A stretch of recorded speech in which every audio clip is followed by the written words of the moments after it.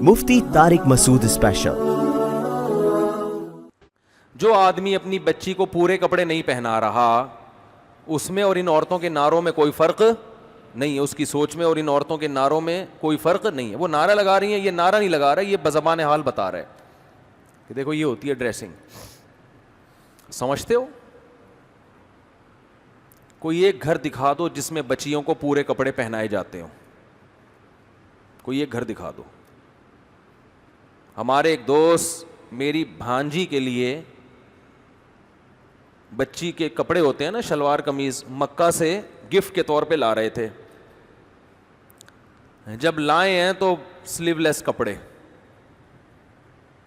اور شلوار بھی نہیں تھی، وہ جو کیا ہوتی ہیں پینٹیاں جو چپکی ہوئی ہوتی ہیں نا۔ ہم نے کہا یار آپ یہ گفٹ ہماری بھانجی کے لیے یہ کیسا گفٹ لے کر آئے؟ یہ کپڑے تو ہم بچیوں کو نہیں پہناتے۔ کہتے ہیں پورے مکہ میں مجھے کوئی ڈھنگ کے کپڑے بولو نہیں ملے۔ یہ مکہ کا حال ہے، لڑکیوں کے کپڑے مکہ مدینہ میں بھی پوری آستینوں والے نہیں مل رہے، اور شلواریں نہیں مل رہی، ٹائٹس مل رہی ہیں۔ انہوں نے نعرے لگائے، غلط کیا۔ ہم بزبان حال بتا رہے ہیں کہ ہم میں اور آپ میں کوئی فرق نہیں ہے۔ جب بچی بڑی ہو جاتی ہے، جوان ہو جاتی ہے، آپ کے پاس ایک عذر ہے کہ میرے کنٹرول سے باہر ہو گئی، کہہ سکتے ہو آپ۔ اول تو یہ بات بھی اتنی آسانی سے سمجھ میں آنے والی نہیں ہے۔ کھلاتے آپ ہو، گھر میں آپ نے رکھا ہوا ہے اور آپ کے کنٹرول سے باہر ہے، تو پھر گھر سے باہر کر دو اس کو۔ لیکن بہت عذر ہوتا ہے انسان کے پاس۔ لیکن جب وہ چھوٹی ہے تو کس کے کنٹرول میں ہے؟ بولو، آپ کے کنٹرول میں۔ اس میں آپ کا عذر نہیں چلے گا۔ اچھے اچھے نمازیوں کو دیکھا ہے، دیندار گھرانوں کو دیکھا ہے، بچیوں کے پورے لباس ہی نہیں پہناتے۔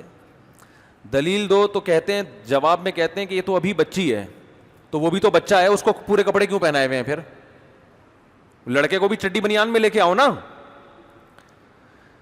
بھائی، لڑکا ہے اس کو چڈی پہنا کے کیوں نہیں لے کر آ رہے؟ اس پہ ابھی پردہ فرض تھوڑی ہوا ہے لڑکے پہ، اور خود بھی پورے کپڑے پہن کے کیوں آتے ہو؟ پردہ جو فرض ہے ناف سے لے کے گھٹنوں تک، ایک لنگی باندھ کے مسجد میں آ جایا کرو۔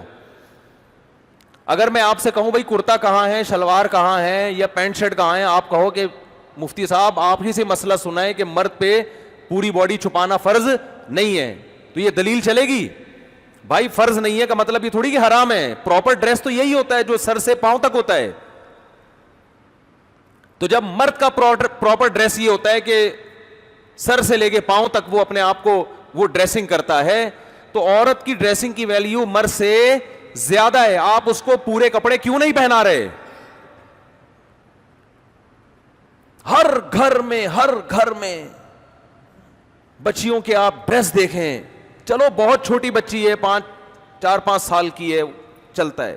جب تھوڑی سی بڑی ہونا شروع ہو گئی، سمجھدار ہونا شروع ہو گئی، اب تو پراپر ڈریس پہناؤ اس کو، نہیں پہناتے۔